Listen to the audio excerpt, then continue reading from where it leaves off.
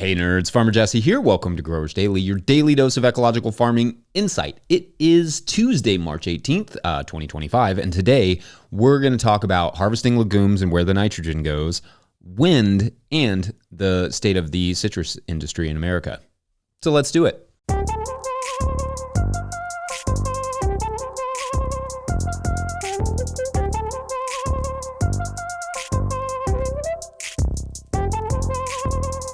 All right, well, happy Tuesday, everyone. So yesterday was a soil blocking day here, getting more lettuce started, some parsley and cilantro, which I meant to do a couple weeks ago, honestly, but got distracted. Nothing super exciting.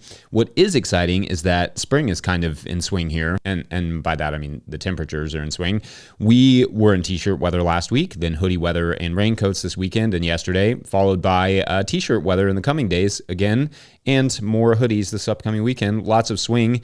This is also the time of the most severe weather that we get all year, generally speaking, with high winds, not yet slowed down by all the leaves on the trees that themselves are not yet here. This weekend, when we were getting pummeled by rain, other places were also getting tornadoes and even worse winds. So hoping our farmer friends made it through that spell okay and make it through this spring well. Wind is just such a brutal element on farms. I've probably mentioned this before and will probably mention it a bunch in my lifetime, but I will take rain, lightning, snow, all of it over wind. I mean, I would prefer none of them in excess, but since I don't get that choice, I'd prefer all of them over wind. I think this is because wind isn't a 10 or 20 minute event. Like, it doesn't just happen and go away. Generally, we get a bad wind event and it can last all day long, all weekend, and it slowly pecks away at everything. It casually rips the tarps up, it puts pressure on the high tunnels and greenhouses, it throws stuff around, topples trees, grabs siding off of houses and sheets of metal off of barns. It's just a nuisance. And we've had years where we had multiple windstorms and one that finally crushed a caterpillar tunnel with 70 mile per hour winds. And there was just no getting anything done on those days, including being able to stop stressing. I usually just collapse from exhaustion the next day of just being tense for however long the wind is going. Simultaneously, as is most things in farming, wind is both obnoxious and difficult to deal with, and wildly important, at least ecologically speaking. The giant sequoias of the West Coast, for instance, rely heavily on phosphorus that blows in from the Gobi Desert across the Pacific, while North America and the Amazon are both partially fertilized by wind blowing nutrient-rich dust from the Sahara onto our continents. And I specifically remember a weekend in 2020 where I was at market and could see the dust from the Sahara from a mega dust storm they called Godzilla. The dust from there also helps to trigger blooms of phytoplankton in the ocean that feeds whales and such, but also sequesters carbon. More generally, wind distributes seeds and pollen. Wind can improve photosynthesis, while too much wind may cause poor photosynthesis and increased evapotranspiration, which can dry out plants and soil. But wind itself is also changing, which is fun. For a while, scientists believed we were headed towards a global stilling. With the warming poles, the speed at which wind would be moving was decreasing, but also contradicting that idea, researchers found that wind increased from 2010 to 2020 or something. But also, they are finding a lot of variability in wind speeds over the last 15 plus years, but are predicting more stilling in the future. It's obviously not settled science, but researchers seem to agree that wind patterns are changing somewhat dramatically, which could have a long-term effect on ecology, but also wind power generation, photosynthesis, among other things. Anyway, all that to say, I feel like wind is one of those enigmatic things we are constantly dealing with, but not really thinking about in terms of its effect on ecology and farms. It's something we need. It's also something we can hate because it's obnoxious. So shouts to wind, but also shouts at wind, I guess. I will probably do more talking on wind in the future, especially as we learn more and more about what the heck it's doing globally. Anyway, thoughts on wind? Interesting research you stumbled upon? Let me know. And otherwise, we'll take a quick break. And when we come back, nitrogen and fava beans. BRB. I'm driving in my car, the road is long and full of dust. The landscape changes around me, on and on, I feel immersed. Today's episode of Growers Daily is brought to you by Sow Right Seeds. So Right Seeds is an heirloom seed company that offers fresh, high-quality, open-pollinated seeds. They have a great selection on their website of over 400 varieties, along with a planter's library with tips for growing. They offer cover crops and bulk packs of seed for sustainable home gardening.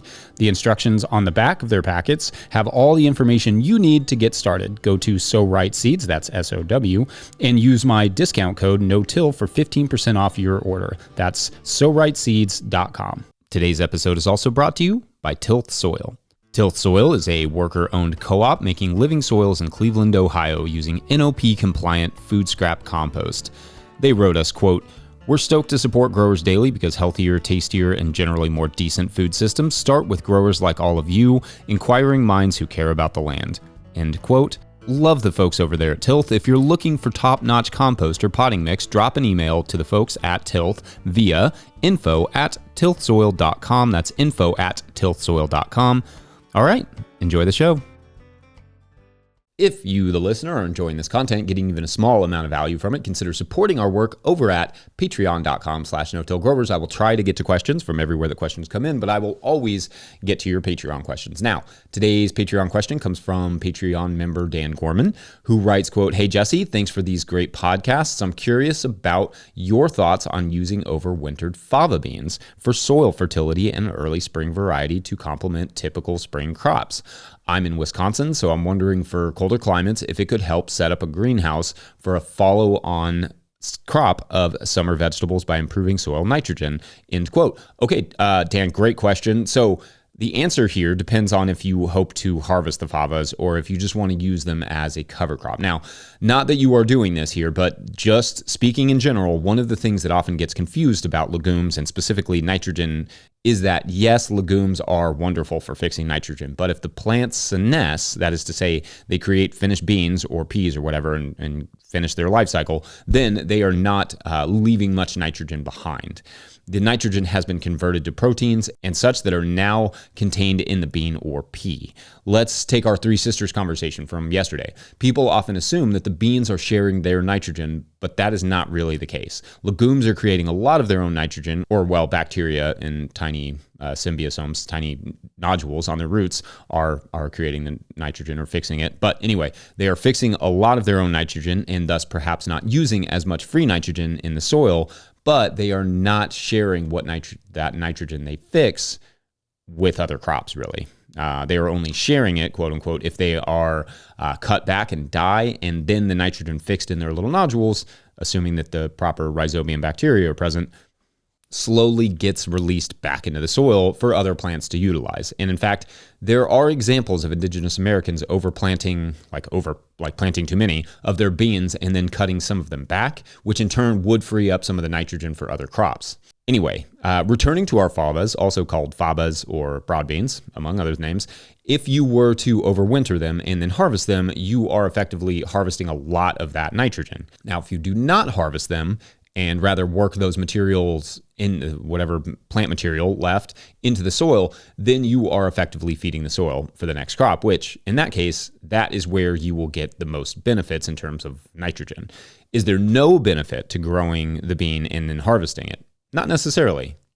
Not to use too many double negatives there, but not necessarily. There is always a benefit to living plant roots. They gather and feed microbes all winter, pump some carbon into the soil. Favas are also equipped with a strong taproot that can break up compaction. It's not a bad thing. It just isn't going to prep the soil nutritionally for the next crop. And again, specifically in terms of nitrogen.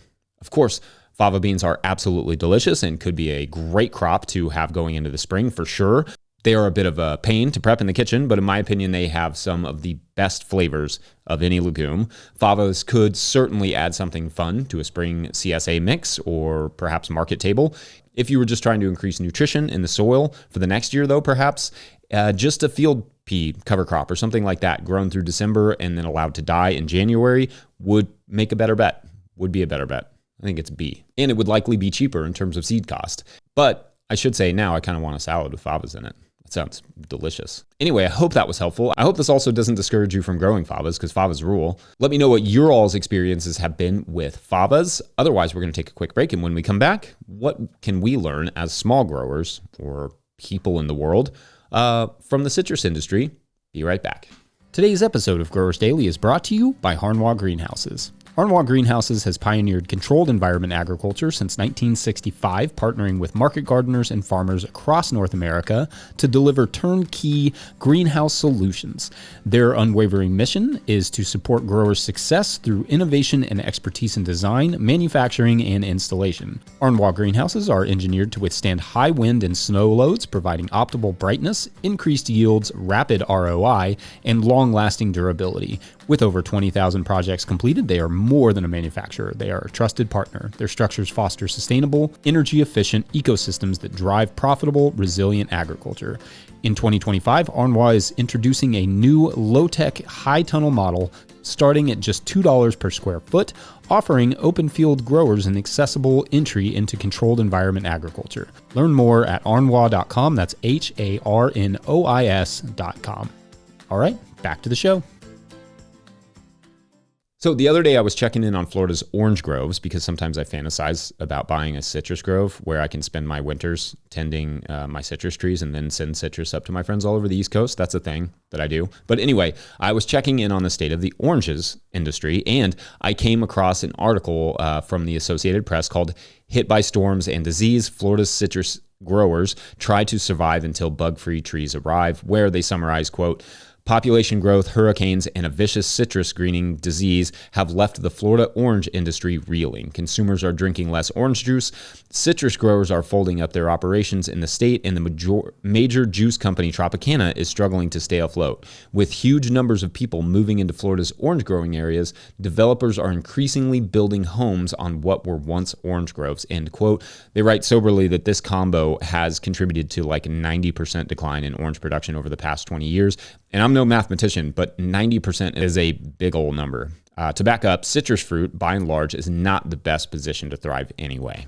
What I mean is that citrus, and in particular the popular citruses that we think of, such as oranges and lemons, etc., grown in a very specific climate, we call it the citrus belt.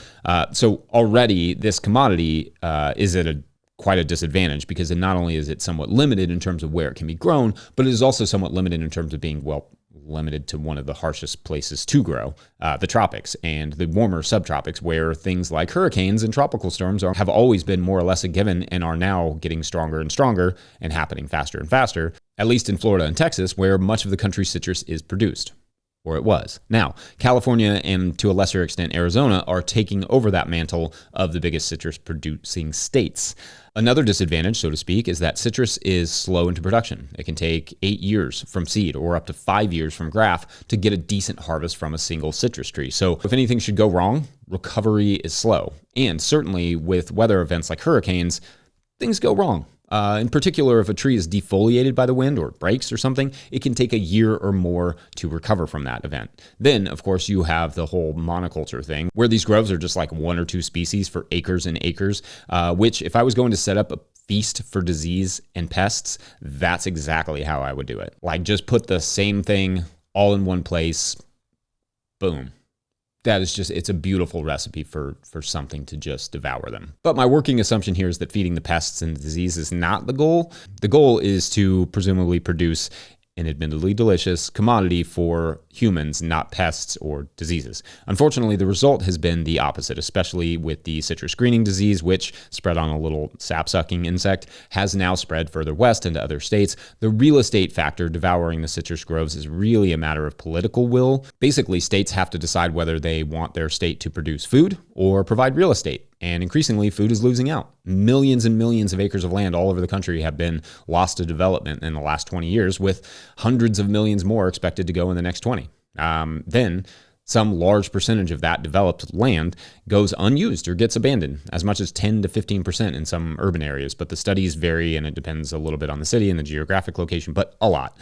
There are zoning laws and such that protect farmland, but not enough, and not enough usage laws that should require unused urban land to be developed or redeveloped before any new building permits are issued. For the time being, places like California and Arizona are supplying much of the citrus for the nation. So I guess to some extent, the state of citrus is the state of most agriculture in the U.S. right now. We're using our farmland in incredibly risky ways and then losing it to development. What could go wrong?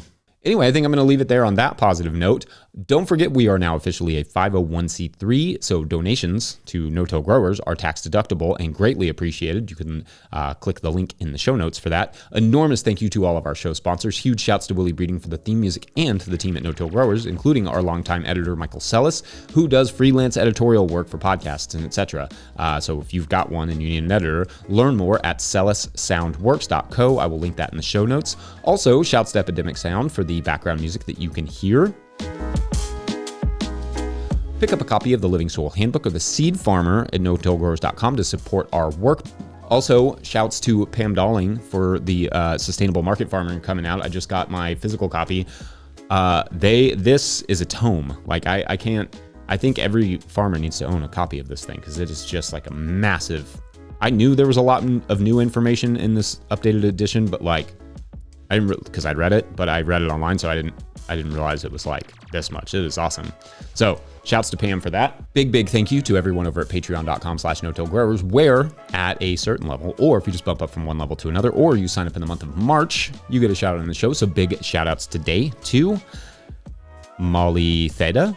I think that's right. Jennifer Clark, Bill Price. These were our earthworms from last month. And Victoria Stormdahl. Stormdahl, yeah. And anyway, this is the story of a group of botanists who discover a special plant, like an unknown plant, and it's in the middle of like a crater, and presumably from an asteroid.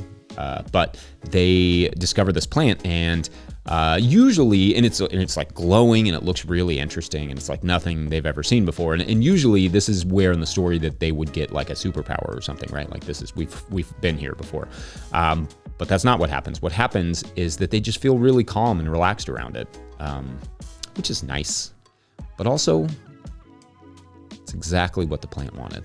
And our story begins. Otherwise, you all have a great rest of your Tuesday. We will see you tomorrow for Wednesday. Yep. All right. Thanks for watching and/or listening. Bye.